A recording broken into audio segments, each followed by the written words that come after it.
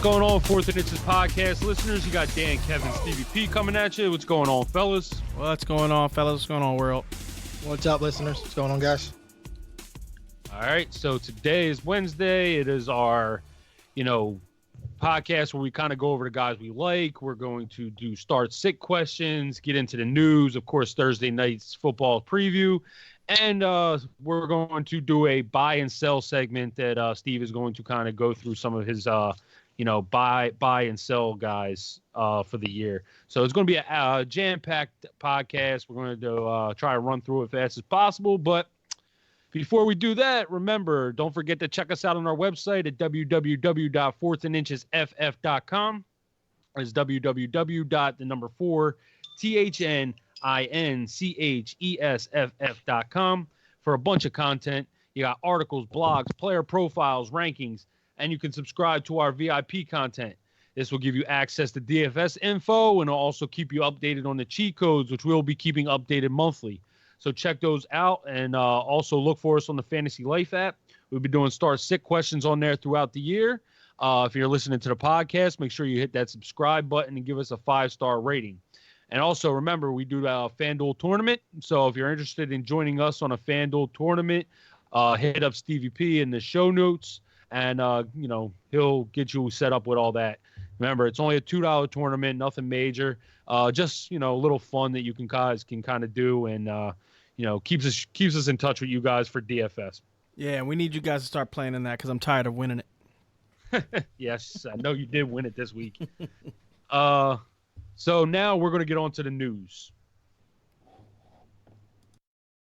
Ladies and gentlemen, can I please have your attention? I've just been handed an urgent and horrifying news story. And I need all of you to stop what you're doing and listen. All right, so for news on Wednesdays, we're not going to really get into, all the missed practice, not practicing. You guys can kind of keep in touch with that kind of stuff on your own. They give you updates on all these apps and websites that you're doing fantasy with. So, we'll touch more on those things on Friday. But we will touch on a little bit of the some of the news that's been going on. Of course, you guys probably heard about Josh Gordon. He was placed on IR. That Josh Gordon is actually saying that he could return soon. So what it seems to be going on is, the Patriots could cut him and he would go on waivers after next Tuesday's trade deadline. Which case, it would go based on, I guess, record order of who would be able to pick him up. So Josh Gordon could be on another team as of next week. Kerryon Johnson, you guys probably heard the news. We did the podcast on Monday. It hadn't broke yet, but they put Kerryon Johnson on IR. They've also called up Paul Perkins off their practice squad. I haven't seen them bringing any running backs in for, workouts. So they do got an easy matchup against the Giants. So maybe they just want to see how the guys they have on their squad handle it before they go, seeing if they needed to add any other depth. But for right now, it looks like Ty Johnson and J.D. McKissick will be, kind of manning those duties. Emmanuel Sanders, of course, was traded yesterday to the 49ers. It was Sanders and a 5th-round pick for a 3rd and a 4th from the Niners. The Niners needed to get a number 1 wide receiver or at least somebody that could perform to that caliber. This is good for Sanders, too, because the offensive coordinator in Denver is a disciple of Kyle Shanahan. So, he knows the system. He knows the wide receiver, I don't want to say knows the playbook, but he is familiar with with the plays and, with the system. So, it should be a pretty quick transition for Emmanuel Sanders. Mohamed Sanu, of course, was traded to the Patriots for a 2nd-round pick. Of course, 2nd-round pick from the Patriots is like a 3rd-round pick damn near. But, Mohamed Sanu going there obviously was a precursor to what's going on with Josh Gordon. So, Mohamed Sanu, he becomes a lot more fantasy relevant, I think, now. He'll probably be more useful in that Patriots system. He's not really a deep threat, that Josh Gordon is, but I think he's more reliable with his hands. We've seen a lot of Mohamed Sanu in this offseason workouts, And, he just showed some of the drills and stuff he was doing. So, Mohamed Sanu might be a guy you want to add if he's on your waiver wire. He could definitely be fantasy relevant in that Patriots offense. Although I did see something I just thought was pretty funny. They Logan Ryan from the Titans asked him what number he was going to wear. Obviously, he ain't wearing number 12 in New England.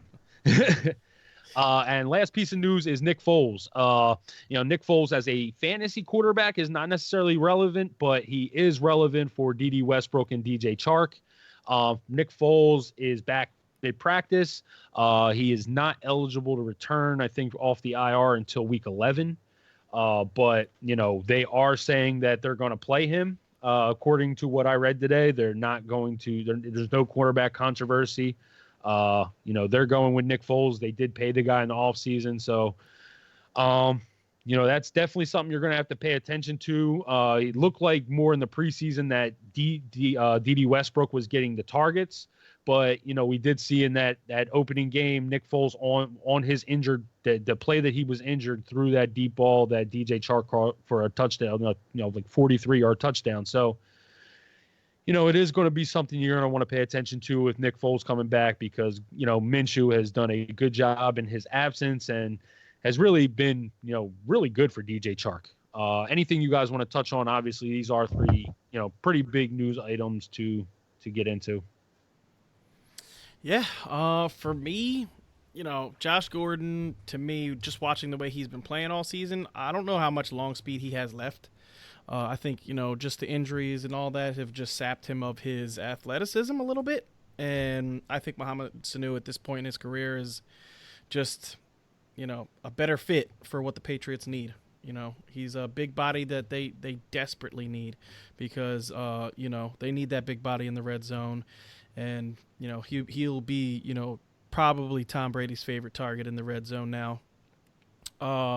Emmanuel Sanders to me becomes an immediate wide receiver 3, even starting this week. Like Kev said, he's coming from a similar system. I don't think it's going to take him too long to get acclimated to this system. And the ex-wide receiver in a, Kyle Shanahan offense, we've been beating the drum on it. It's a valuable position. So, I think Emmanuel Sanders, even starting this week could be a wide receiver 3, somebody that, could end up being a wide receiver 2 rest of the season. I have him as a wide receiver 3 flex option right now, but, I could definitely see in that definitely panning out to be something good. With Carry-On, I don't think, I think the Paul Perkins bringing him up is kind of telling. Because, you still got CJ Anderson out there. There's still backs out there that they could have brought in and, got them in now to start learning to get them to play next week. You know what I mean? And they didn't do that. They decided to pull up Perkins, who already, has been in the system. To me, that's telling, very telling for, how they feel about J.D. McKissick and Ty Johnson. Ty Johnson's going to get the, heavy end of the work. And I think, they feel confident that, with Ty and JD, both of those guys sharing maybe a little bit, probably like a 65-35 split between those two. I think they feel confident that they can, have those two do the job. So, I think that was a big deal to hear. And what was the last? Yeah, I want to touch on that too because all right, so in our big money league, I literally spent all my fab on Ty Johnson. Our league's a little different. It's 0.25 a carry. There's no tight end. There's 2 flexes and no tight end. But, as somebody who did that, taking that risk, I literally was looking at every Fantasy Life alert that I got today immediately to see if the Detroit Lions pick somebody up because that was more of more of the nervousness with me with spending so much money on Ty Johnson was, they can go out and add Jay Ajayi today and Ty Johnson immediately gets pushed to the back burner and I spent all that money for nothing. It was a risk, but when I saw that they brought up Paul Perkins, I was like, this risk may pan out because they obviously weren't adding anybody from the free agency if they bring up their, a guy off the practice squad. So like I said when I was doing doing the notes, it might be like a week thing where they give this, this group a chance to, kind of go up against a bad matchup and see how they perform. But, I was definitely happy that they did not go out in free agency and add another back, and they brought Paul Perkins up. Yeah. The last thing, Steve, was the Nick Foles. Yeah, Oh, update. yeah, Nick Foles. That he's practicing in full right now, and pretty much. Did they say he is definitely ready to go, or he's nearing? Well, he practices in limited, and he's not going to be eligible to return until week 11, but he's going to practice up until then. And what they're basically saying is that he will be their starter when he comes back. Yeah. That, the plan is that he's going to start. Yeah, honestly, if I'm the Chicago Bears, I'm a knocking. Hey, yo, guys, I need a quarterback. Nick Foles, is Nick Foles available? Because honestly, we've been talking about it for a couple of weeks now. The one thing I want to say, I wanted to hit on this the other day, but we didn't do the breakdowns. So the Chicago Bears defense, I know a lot of people saw that game. They saw Latavius Murray do his thing. They saw, Michael Thomas do his thing. They saw all that stuff. But the one thing you got to remember with this Bears defense is they're on the field a lot, like a lot, because this offense is terrible. It is a terrible offense, and Dan can attest to it because he's probably seen 3 or 4 Chicago Bear games this year. I got Montgomery was my second round pick, so I'm sitting there watching and waiting for something to turn around, and I had high hopes, and it is brutal to watch this team play. I mean, with the, with the exception of a nice sideline, pass every once in a while to Robinson, they got nothing, man. Montgomery's averaging like 2 yards a carry on what he's getting. I mean, they got no. I don't know where Trey Burton is this year. He's completely absent. I mean, they have nobody over the middle. There's no threat on that team for anything. I mean, Trubisky holds on to the ball way too long, takes hits, makes bad decisions, throws interceptions. It's just a mess of a team. I mean, and they're one shining huge athletic player. They don't even get the ball in his hands. I mean, I would at least try to get that ball in Cohen's hands as much as possible, but. They're a mess. I don't know. I mean, and Matt Nagy last year looked like he was, a Sean McVay type where, his play calling last year was absolutely incredible. And I have no clue what happened there. It's a 180. Yeah. Well, last year they were Matt Nagy got what he wanted. I mean, last year they were a power running team with Jordan Howard. I mean, Jordan Howard had 251 carries or something like that. He was third in the league in total carries. But did Trubisky make the Pro Bowl last year?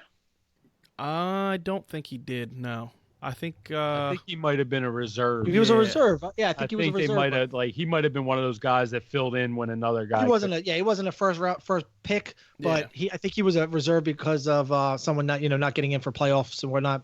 Yeah. But he had a slightly above average year. He looked like he was progressing in the right direction, and he's. If you remember, like anybody that plays DFS will remember that he had a couple of 47. I remember he had a 47-point game because I used him the one week, and I won like a lot of money that week because he just went off. He went crazy off. But yeah, it was he has regressed terribly. That team is bad. Like he everybody wants to make fun of Blake Bortles from last year. If you watch this Chicago Bears team, I think Blake Bortles might be better than Mitchell Trubisky. Honestly, like watching Mitchell. Stinks. Yeah, watching. I mean, it's literally, it gave him a couple weeks off. Obviously, he was injured, but hopefully he would have taken that time, got healthy, watched a little film, see some things he was doing wrong. Like, Allen Robinson is clearly a better receiver this year than he was last year. You literally have the same system. And see, my thing is, I just think Matt Nagy is a bad, like, as far as the run game, I don't know whether it's his blocking schemes. I don't know if it's his blocking schemes or anything like that, but they never, like, Jordan Howard averaged 3.4 yards per carry or something like that last year. If you look at Jordan Howard this year and the 2 previous years before Nagy, he's averaging over 4.5 yards a carry. Mm-hmm. Like, David Montgomery comes in and he's expected to be this really, change of pace back, like similar to a Jordan Howard, but can catch the ball, and he can't get nothing going. I just think it's the blocking schemes that he's using that he's not freeing up any holes, for his runners, and there's no threat. There's no threat of a passing game. They're stacked. All you got to do is stack the box, and there is no. I mean, I've watched way more. There should be. There's way more. I've watched way more Chicago Bears football than I wanted to this year, and there is no holes. I mean, I really think that Montgomery's longest carry was probably about 15 yards, and he has gotten the ball 100 times almost. I mean, that's almost impossible when you think about it. When I tell you he's averaging 2 something, he really is averaging 2 something. It's embarrassing. Yeah, I listened to a stat. I'm sorry what podcast it was from today. I want to say maybe it might have been the CBS guys. So I'll shout them out because it might have been a CBS podcast that I was listening to. But they said that Jordan Howard, and I looked it up, and they're right. Jordan Howard has like 338 rushing yards this year, and the whole Chicago Bears team has like 303. So Chicago, Howard by himself, splitting carries in Philadelphia, has more rushing yards total than the entire Bears team, which is, that's just laughable. Yep. And one of the things going into last year, I remember, was that the Chicago offensive line was one of the best in the league. And it just... Oh, they were definitely one of the top run blocking teams in the league. Definitely. They just can't open up holes. I don't know. We spent way too much time on a bad I was just about to say, let's get off these Bears. Next topic. All right. Well, we should get into a quick Thursday night preview because there's not really a lot to talk about. Minnesota and Washington. Obviously, from the Washington side of the ball, only guy you can count on is Terry McLaurin. I am starting Terry McLaurin this week. Xavier Rhodes is out there, but he is not somebody that I'm scared of. You heard Steve kind of talk about it on Monday that, Xavier Rhodes was out covering Marvin Jones on some plays and was getting roasted. And, just it hasn't been the same this year. So, Terry McLaurin, he's a guy that's been breaking out. He didn't do much the other day against San Fran, but the weather there was ridiculous, and San Fran's defense is just, unbelievable. I don't think Minnesota's defense is as good as it has been. They've, let up a lot of points this year, and, the AP may not be out there. So if there's no AP and no Chris Thompson, and their back is Wendell Smallwood next up on, that's their next up back. They're going to have to throw. He's their only player. He's their only playmaker. He's going to get a ton of targets. So I know Minnesota knows that, but I don't think Washington cares at this point. They're going to have to get Terry McLaurin the ball. So he'd be the only guy I think on Washington side you can start. From Minnesota side, I think this is a good matchup for Cousins. We talked about it the other day. It may not work in Cousins' favor because they may jump out to a lead, or, because Adam Thielen has been ruled out. Cousins may not be as useful, but I think I think Cousins is still a good streaming option if you need him. And I think you're definitely starting Diggs without Adam Thielen, and you're definitely starting Dalvin Cook. Yep, I agree. This is not going to be the most exciting Thursday night game, and I really don't have too much more to add than what Kev said. No Thielen means Diggs. Boom, boom. Yeah. I just got to say, and we're trying to bang out this podcast a little quicker, but whoever schedules the nationally televised games for the NFL should be fired. Yeah. How do you have the Dolphins on Monday Night Football at all?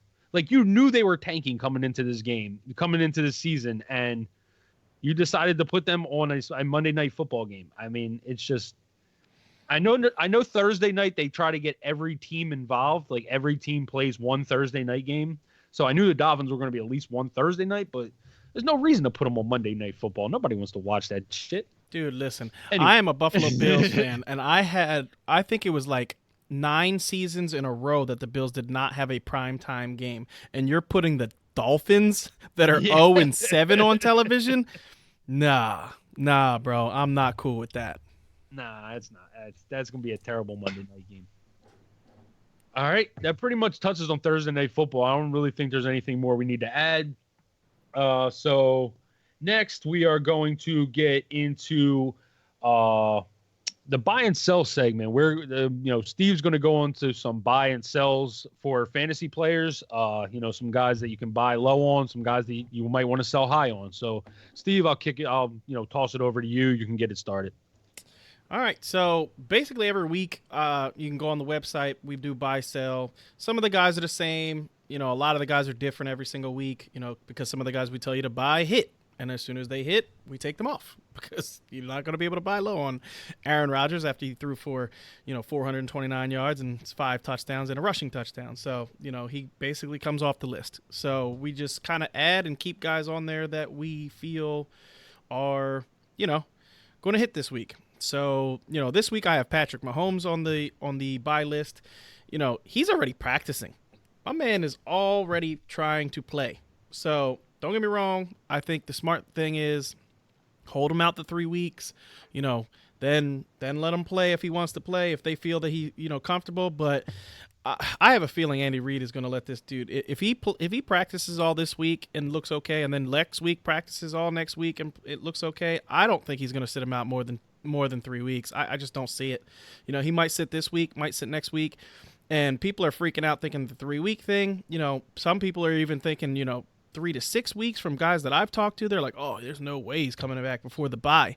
And he just might. So, you can get him for probably pretty cheap right now. I would go get, Patrick Mahomes if you are, if you're a playoff team, you're, 4-3, but you have a good squad and you're a quarterback away from, doing the thing. I would go for him 5-2, 6-1. I would definitely go for him if you're 5-2 and 6-1. Carson Wentz is another one. I know Carson Wentz looked terrible, against the Cowboys the other day, but their playoff schedule is just way too good for anybody to, just blow off. You know what I mean? They definitely have a very nice schedule coming up, and I would get Carson Wentz if I could. Alvin Kamara with the injury, he hasn't been playing that good before the injury. So maybe some Alvin Kamara owners are going, this guy, I don't know how long it's going to take for him to come back and, blah, blah, blah, whatever excuse they want to give. But Alvin Kamara with Drew Brees has shown you multiple seasons of being great. So if you can get Alvin Kamara in a 2-for-1 deal, I would definitely do it. Royce Freeman I actually put on the list this week. Royce Freeman is a guy that I know a lot of people have not been high on, but after watching last week's game, he's their passing down back. And in a team that doesn't look like, they're going to be that good. They just lost Emmanuel Sanders. They're about to lose Chris Harris. I can almost guarantee it. He's probably going to become a Philadelphia Eagle. You know what I mean? I would be surprised if he didn't. But, he is definitely going to be a big piece lost in that secondary. So they could be getting, some points put on them. And you saw it last week when they were in comeback mode. Royce Freeman was on the field a whole lot more than Phillip Lindsay. And, it's a guy that I think you can get for cheap, and get him thrown into a deal, honestly, because I think people are going to try to sell high on him this week, and I would be buying. Devontae Adams is a no-brainer. Julio Jones still, he had an okay game last week, but still hasn't had that Julio game. And maybe people are starting to, think with no Matty Ice, or if Matty Ice sits, you can get I don't want Julio on my team. I would definitely go get him. Brandon Cooks has had stretches like maybe not this bad, but he's had stretches where he has not been good, and then he has a blow-up game, 150 yards and 2 touchdowns. I feel like that game is coming real soon. So, if you are going to get Brandon Cooks, I think this is the week you need to get him, because against Cincinnati, he might blow up. This might be the week. So I would definitely go for Cooks if you can get him. Tyler Boyd had been pretty bad the past 2 games, but my man is seeing like 14 targets last week. He saw 11 targets the week before. Anyone seeing 10-plus targets on a weekly basis is going to be a guy that I want on my fantasy team. So I would try to go get Tyler Boyd while you still can. Zach Ertz, I know a lot of people are talking about Zach Ertz not being great this year, but I think we all knew regression was coming for Zach Ertz, and if you thought that Zach Ertz was going to do what he did last year, I think you're sadly mistaken. But he still could finish as a top 5 to 7, tight end, in this year. I don't think he's finishing above Waller and guys like that. Hooper and all those guys, because they've had some blow up weeks. But Zach Ertz is a reliable tight end, and if you're hurting at tight end, and you have a team on your league that's really down on him after a 2 for 38 game, I would go get Zach Ertz now, because it's the rough times are not going to continue the way they've been continuing with Ertz. I have Greg Olsen and Travis Kelce. They're kind of self-explanatory. I mean, Greg Olsen, for me, I think Cam is coming back, and I don't think he's not going to have his job when he comes back. I think they're holding him out to get completely healthy so that they get him healthy, because the games that they've won the past 4 games with what's his name? Kyle Allen. They have not beaten anybody good. I mean, they beat Tampa, and they beat, just look at the list of teams they've beaten, and it's not good. So, I think that Cam is going to come back and be the quarterback, and we all see what Cam does when he has Greg Olsen, a healthy Greg Olsen. Those guys just have a rapport together. Travis Kelce, Travis Kelce is a top 3 tight end to me, no matter who's throwing him the ball. I don't care. You know what I mean? Honestly, if anything, I think Kelce gets more targets, because I think Matt Moore is going to be like, I got to get the ball out of my hands quicker because I don't want to get killed. And, Kelce gets open quick. So, honestly, I think this helps, Kelce a little bit. You're not – as where Patrick Mahomes sits back there and lets the play develop to go deep, Matt Moore ain't going to do that. Matt Moore's going to go back and be like, okay, let me get the ball out of my hand quick. So, it's going to be a lot of quick routes to Kelce and Hill and those guys. So, definitely. And that's – the sell guys that I'm selling Aaron Rodgers after that huge game, because people are going to see the schedule coming up, and they're going, for me, I really think, I've been buying Aaron Rodgers for weeks, but after that game, I think you can get something really good for him. And if you're getting something really good for him, sell him, because in the playoffs, his playoff matchups are terrible. He plays the Bears and he plays and the Vikings. And if you look at his track record against those 2 teams, it's not very good the past couple years. So, Austin Eckler is a guy that I've been beating the drum on, selling high on for weeks. He just has been a guy that if he's not catching 10 balls, he's irrelevant. And I don't want that guy on my team. So after a game where he catches, 11 for 119 yards, if you can't sell him now, then I don't know what you're going to do with him. Devontae Freeman, you should have sold him 2 weeks ago. We told you that, and you're kind of screwed on that one. Latavius Murray is one that I actually really like, because Latavius Murray is one of those pieces that you can sell to the Alvin Kamara owner and get something good back, because if he thinks Alvin Kamara is going to miss it, this week, and then they have a bye next week, maybe he comes back and maybe not, they might need that. They might need Latavius Murray right now. So, I would check that out. Sony Michel after a 3-touchdown game. If you can't sell Sony after a 3-touchdown game, then it sucks. Melvin Gordon, honestly, I have a bunch of Chargers on this list, and the reason is because I just have lost complete faith in this Chargers team. After watching the way they've looked the past couple of weeks, Anthony Lynn I never thought was a very good coach, and to me he's proving it right now. He's proving it that he is not a very good coach, and this team is just, it's bad. The defense is bad, the offense is bad, it's just bad. So Melvin Gordon, I wouldn't sell him for absolutely nothing, but you're not getting much value for him. So if you get, a wide receiver 2 for him, and, a running back 3, just do a 2-for-1 to try to get something back for him, I would do it. Joe Mixon, get whatever you can. Joe Mixon just, to me, it's bad. But, he's a starting running back, going to see 15 touches in every game, basically. So you just pray for the best. And, if you can get him off your team for a wide receiver 2, I might do that, because it's looking rough. Marvin Jones, 4-touchdown game. That's self-explanatory.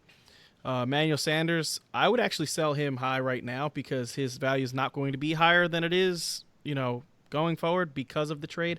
I mean, if you look at the track record of wide receivers that have, been traded mid-season, it's not very good. You know what I mean? Some of those guys really don't end up panning out, and I really do like Kyle Shanahan's offense.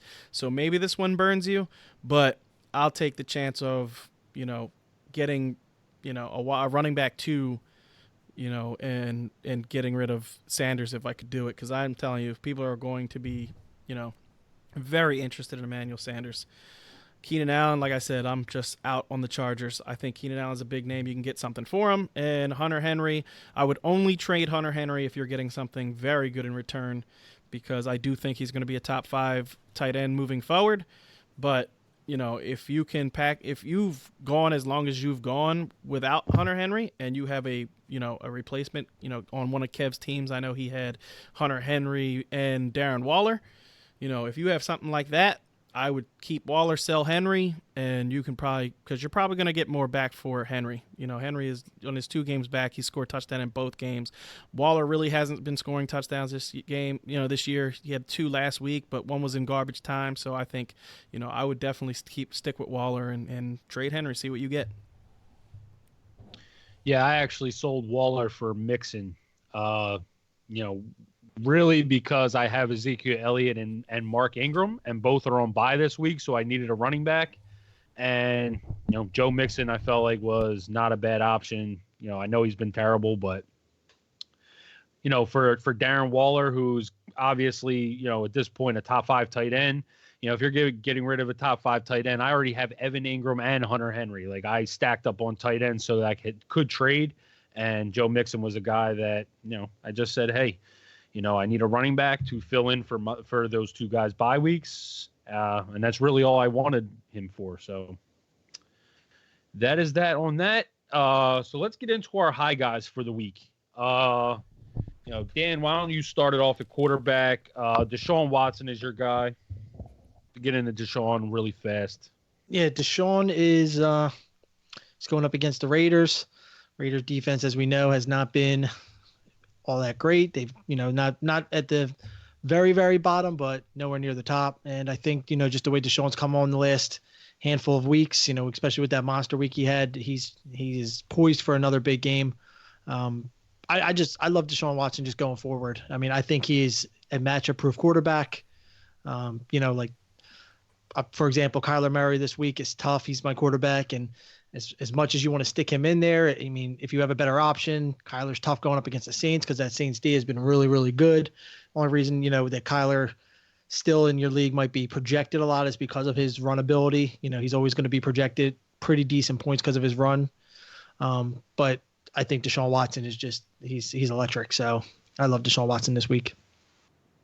All right, Steve, your quarterback is Thomas Brady.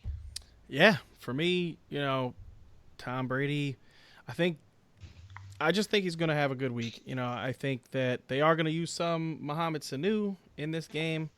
So, I do think that Tom Brady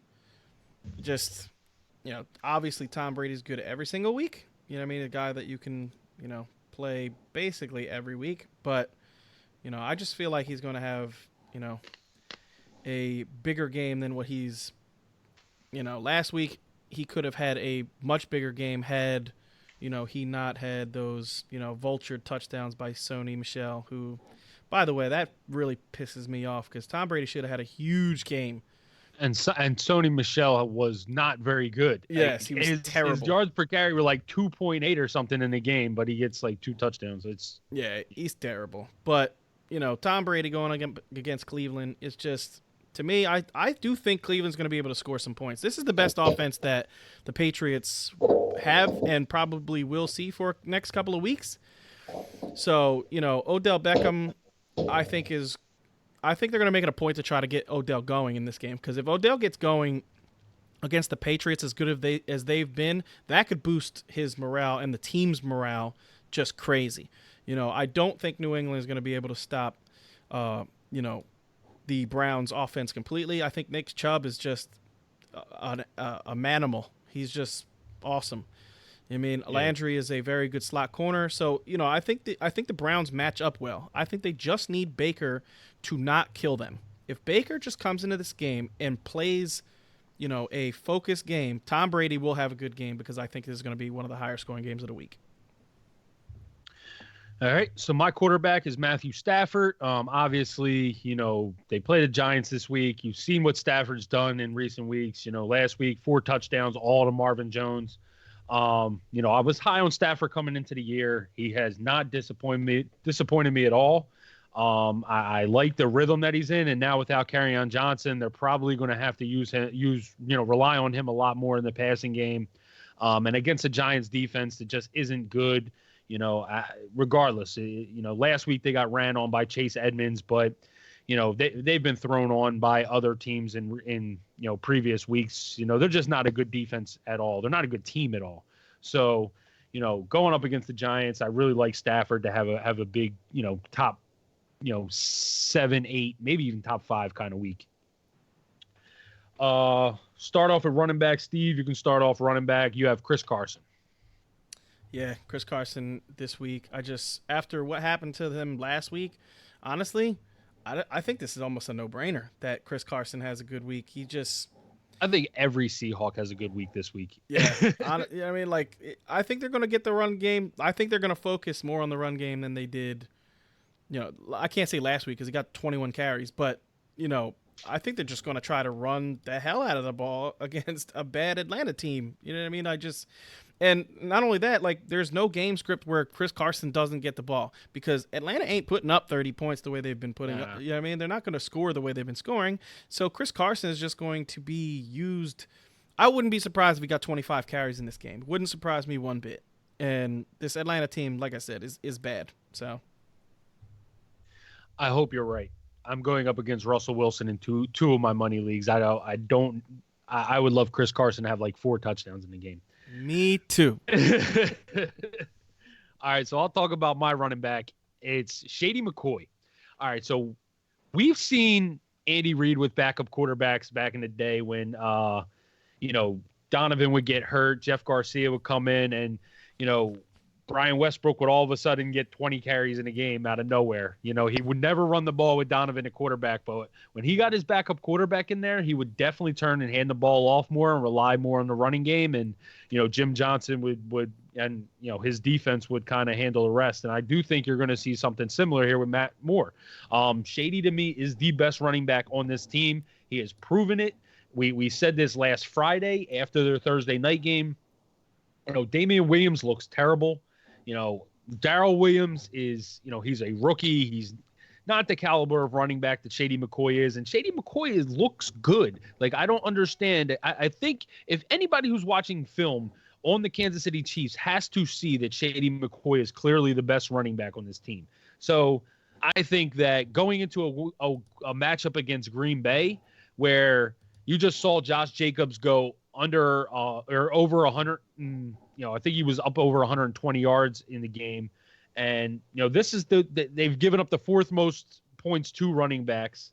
I just think that this is a matchup where they're going to have to run the ball. They don't want Aaron Rodgers to be on the field against that defense. So I could see Shady having a big week. I'm going to have Shady in my top 20. Yep. Get some Damian Williams back in there. Yeah, Dan, you're up next. You got James White. Yeah, James White. He's just the definition of consistency. He's been in that 12 to 15 points per game, literally every single game this year. And I think he's due for a breakout game. And I think it's going to be check down city this week, and he is, Brady's check down guy. So I think, I'm just playing my odds with this one.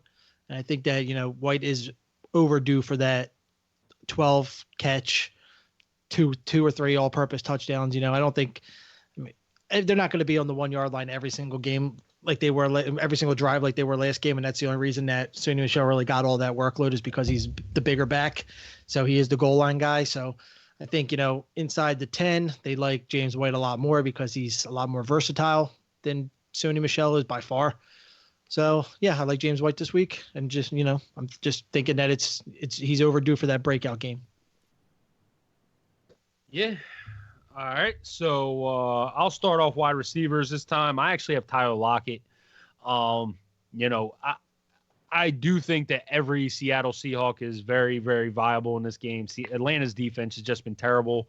Russell Wilson's been on fire. last week wasn't Russell's best game, but we saw, we've seen him in the past, and against this defense, I could just see, Tyler Lockett going off. I could see 2 touchdowns, big, deep ones for Tyler Lockett in this one. I could see, 10, 11 targets. It's just without Will Dissly in the lineup over the last couple of weeks, their other receivers aren't, a very high caliber. You saw Jerron Brown have an okay week, 2 touchdown week a couple weeks ago, but to me, Tyler Lockett is clearly going to be the guy in this offense. And I could just see, he hasn't had a big breakout week in a couple weeks, and I just think he's due for it. And this is a perfect matchup for him to go off. Yep. So, Dan, why don't you get into your wide receiver? You have John Brown up there. Yeah, and this one hurts. This one hurts me. But you got to go with the facts, and the facts are that Eagles cannot cover good receivers. Our cornerbacks bite on everything, especially when you have a guy with John Brown's type speed. He should be able to do double moves on us all day long, and just he should have a Stephon Diggs type day. I'm not saying he's going to put up 160 and 3 touchdowns, but it seems like the number one on all these teams is just absolutely demolishing the Eagles secondary, which is why, you guys talked about, Steve said that, Harris is, a much needed piece for the Eagles to come and bring in. And it's true. They said the second Jalen Mills was back last week, and it didn't really look like it did much of anything. I know he had the 1 interception. But it was rough. It was a rough game. It's been a rough season secondary wise. And I'm going to have to, continue to, until the Eagles show otherwise, to stick with the number 1 wide receiver on the team that's playing them. Yep. Yeah, and I do just want to throw out that he did not practice today, but he didn't practice. I think the beginning of last week either, and wound up playing. So, I think John Brown will be out there, against Philly as well. I don't think he's going to want to miss on this kind of opportunity. Yeah, this is a great opportunity. Yeah. All right, Steve, I'll go. You bring up your guy. It's Kenny Golladay. Oh man, Kenny Golladay. Okay, this is all I'm going to say about this, and I'll just go to you, Kev, who's it next? Yeah, Dan. Well, Kev. Dan will move on to the tight end. But all right, so this is all I'm going to say. Kenny Golladay is Mike Evans, basically, except a better route runner. And we all remember what Mike Evans did to the Giants: 3 touchdowns and almost 200 yards. So I'm gangbusters on Golladay, boy. I guarantee you gets at least 1 deep touchdown in this game. I think he'll get 2 touchdowns on the day. I think this is a game for him to show out on. Yeah, I think so too. Huge game for Golladay this week. All right, so we'll move on to tight ends. Dan, you got your guy as Kyle Rudolph this week. Yeah, a little stretch. I decided today to pick some guys that are, a little more, not tier 1s, as you would say, definitely like tier 2s type players. And Rudolph had a great game last game, and I think, matchup wise, he's absolutely in the position to do it again.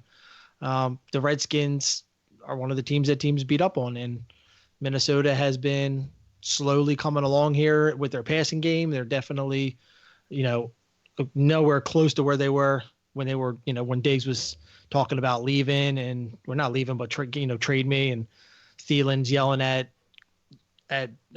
Cousins saying, that this offense can't get going. He's not throwing the ball, not capable, but they've surprisingly, I think when I did some research today, Diggs and Thielen have crept up to like 12 and 13, and they were both. Thielen was in like the 20s and Diggs was in the 30s. But I know Diggs had that huge game against the Eagles, and then he's had a couple other big games. And Cousins has crept up from like 22 to 12. So the last few weeks when they've been putting it together, they've definitely done a much better job. And I think Kyle Rudolph is poised to have a pretty good game. Yeah, I'm right there with you. I think, without Thielen, I think it just opens up a lot of other targets, and like you said, you saw last week that, Rudolph got going a little bit. Kirk Cousins over the last 3 weeks is the number 2 quarterback in fantasy for the last 3 weeks. He's a very streaky quarterback. Very streaky quarterback. He goes on. If you remember last year, he did the same thing. I mean, he wasn't the number 2 quarterback, but he had stretches where he was terrible, and then he had 2 or 3 game stretch where he was just like, this guy can't miss a throw. You know what I mean? I had him last year. It was quite a roller coaster ride. Yeah. Yeah, I think I wrote it on it last week or 2 weeks ago in the waiver wire column. Like, he's just so streaky, and if he gets on these streaks like this, you can ride him. Oh, and he's hot. He's got boy. and he's got matchups. I mean, Washington this week, Kansas City next week. He's going to have matchups, and next week he hopefully he'll have Thielen back. So, that's usually a week where they run, but they're not going to have Mahomes next week. So, who knows how that game will turn out? But he's definitely a streamable option next week as well. Yep. We'll get into your tight end. It is Travis Kelce, Steve. Yeah, for me, Travis Kelce. I know everybody's gonna, people are scared, and that's why I'm telling you to go get him in the, buy sell. People are gonna be worried about, the quarterback Matt Moore, and they are going to, be willing to give up on Kelce, thinking that, and it's not every league. We're not talking about every league, but there are leagues where people are going to be nervous, and maybe you have a guy that's 3-4 in his record, and is getting scared of this matchup. But honestly, Kelce is matchup proof. He's proved that time and time again. And this Green Bay team just gave up 100 yards and 2 touchdowns to Darren Waller. So this is not a matchup that I'm very scared of. I think Kelce has his same old, 5-6 catches for 50 to 100 yards and a touchdown in this. I definitely think he scores in this game. All right. So for me, I wasn't exactly excited with any of the other tight end matchups. I saw you got Ertz against Buffalo. You got who was the other one? There was another one. Ingram plays the Lions.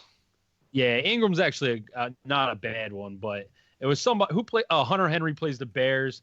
I really don't like getting into the higher ranked players. I mean, I like going, like you said, Dan, getting into some of the guys that are more questionable. So I could throw out there Austin Hooper. Austin Hooper, has a great matchup against Seattle. Seattle's given up a lot of points to the tight end this year, but he's number 1 tight end. I mean, you're starting Austin Hooper if you have him. Yeah, number one by like 20, 25 points too. He's got a good little lead on the pack. on Waller. It's shocking, man. That's 1 and 2 for you right there. No one saw that coming.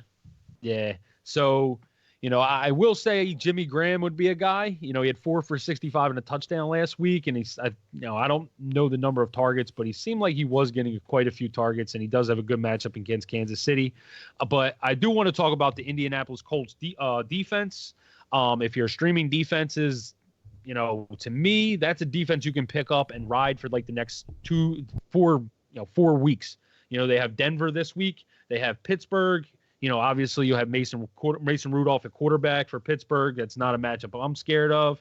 You have Jacksonville in week 11. They may have Nick Foles back by then, but even still, I mean, that's not scaring me. Then you have, after that you have, in between Pittsburgh and Jacksonville in week 10, you have Miami. So you go Denver, Pittsburgh, Miami, Jacksonville as your next 4 matchups. So if you're looking for a defense, the Indianapolis Colts are a very good one to go get. They haven't been great, absolutely great this year. But, I've been talking to you guys, Frank Reich is a, very good coach, and I'm sure they'll figure out a way to scheme it all up. Thought you guys froze there for a second. Maybe you did, but. No, I heard you good. All right, cool. All right, so that is it for the high guys. I do want to mention Kenny Stills. We really didn't talk about him in the waiver wire. I think because he's over 50% owned on ESPN leagues, so we weren't going to necessarily include him. But if Kenny Stills is on your waiver wire, you definitely need to go get him. We've seen what Will Fuller has been able to do. So, Kenny Stills was just on my mind today when we were talking about high guys, and I wanted to mention him on this podcast because he's a very relevant piece for fantasy going forward with the way they, with the way Fuller was playing, and Stills has a very similar skill set. Yep, I agree. Kenny Stills, is definitely going to get some deep shots, especially in this game. All right. So why don't you throw out a couple, maybe 4 or 5 start-sit questions, Steve, and we'll wrap up this podcast for tonight. All right. So this week we have Matthew Toma asks, Brissett or Cousins? Wow. That's a good one. It is a very good one. I actually, one of my friends actually asked me this same exact question last week. It was Jacoby Brissett or Cousins.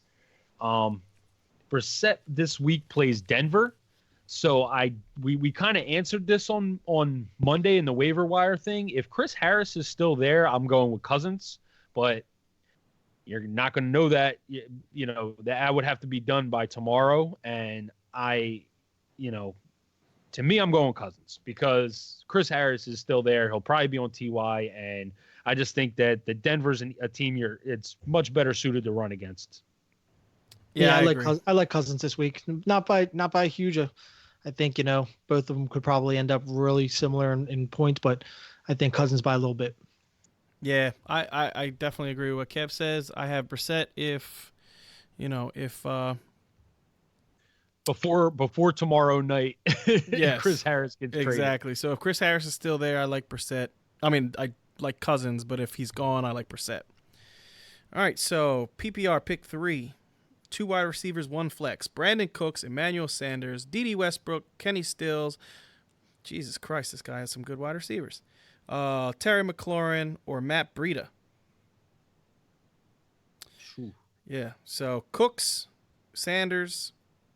I think you can eliminate Sanders of the guys that are here because I really like Cooks this week. Westbrook, Stills, McLaurin. I don't think I'm starting Sanders over any of those guys. And then Breida. Yeah, I think I just answered my own question. It's going to be Cooks, Westbrook, and Stills for me. I mean, no, Cook, Westbrook, and McLaurin for me. I would go Cooks, Stills, and McLaurin. Yeah, I'm with Kev. Cook, Stills, McLaurin. All right. So absolutely, blah blah blah. Let's see. We got St. John, full PPR. Corey Davis versus Tampa, Kenny Stills versus Oakland, or Tyler Boyd versus the Rams.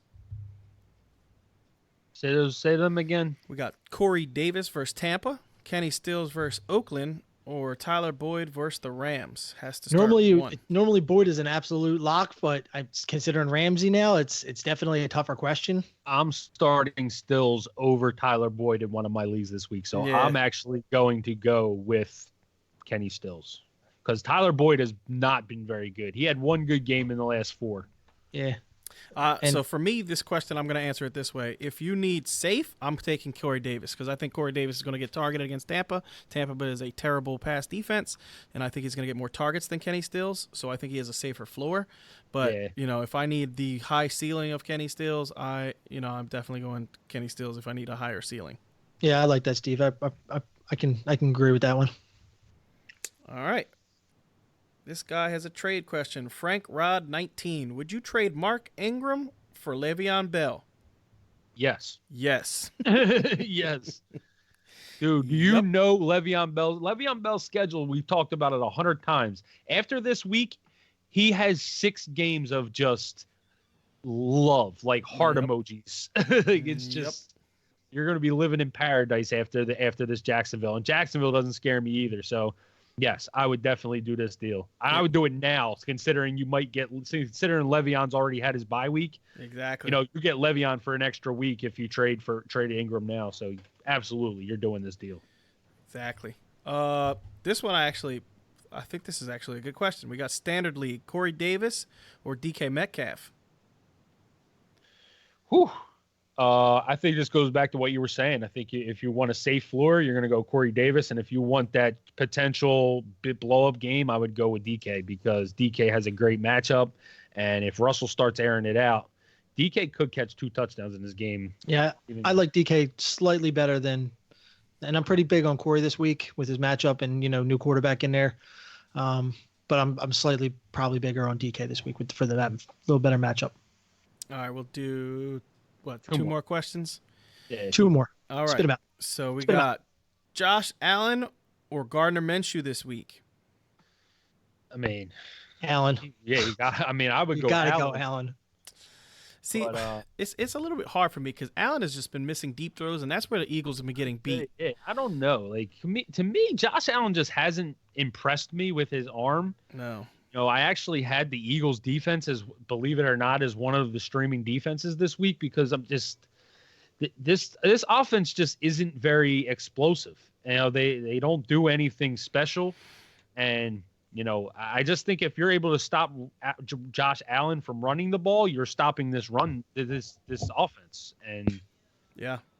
to me, you know, that's the thing. You got to stop Allen from running the ball, and Allen can run for 50 yards every week. It's not, you know, but I would probably still go with Josh Allen, but it's close. It's really close. Yeah, it's really close for me. I probably also go Allen, but like I said, it's close. I just wanted to bring up that he has been missing some deep throws. So, you know, it's much closer than I think people even anticipate. So for the last question, it is going to be Tevin Coleman or LaShawn McCoy, PPR. Whew. You know, Coleman's got the Panthers this week. Panthers are tough. Panthers are tough. Yeah. This one's a tough one because I did just talk about Shady McCoy being one of my high guys, but I don't know if he's going to be as high as Coleman. Yeah, it's a tough one. In PPR, I think I'm going to go. Oh man, I think I'm going to go. I'm going to go Coleman by a little bit. Yeah, I think I'm going to go McCoy. I may go McCoy too. Yeah, I'm sitting here and I I'm like McCoy just a little bit better this week. I think I'm going to go McCoy because Coleman's good. Kuechly's good, man. He's just so good. So like that's the animal you're going to have to go up against. Yeah, I'm going McCoy. Yeah, I think I'm going to go McCoy. I had a really tough final question. Oh, wait a second. I like this one real quick. Real quick, we got to answer this. All right, 5 seconds for each of us. Beckham, Godwin, Boyd, Sutton. Sit one. Sit one, Boyd. Not even close. Yeah, Boyd. you think you're starting Sutton over Boyd? I am. Yes. I like Sutton more than Boyd right now. All right, yeah. You're obviously not sitting. You're not sitting Yeah. Beckham or Godwin. No, you're not sitting Beckham or Godwin, but Boyd and Sutton I think is a little bit closer. Boyd Yeah, I'll agree. I'll go Sutton. Trust me, I have Tyler Boyd in one of my leagues. He had one good week in the last. No, he's 4. getting like 14 targets a game though. It's crazy. And no, Andy Dalton crazy. sucks. Yeah, Andy Dalton sucks. Yeah. All right, guys. So that's the end of the night's podcast. Remember, don't forget to check us out on our website, www.fourthandinchesff.com. As www.4thandinchesff.com for a bunch of content, articles, blogs, player profiles, rankings, and you can subscribe to our VIP content. And until next time, peace out, guys. Peace. See ya.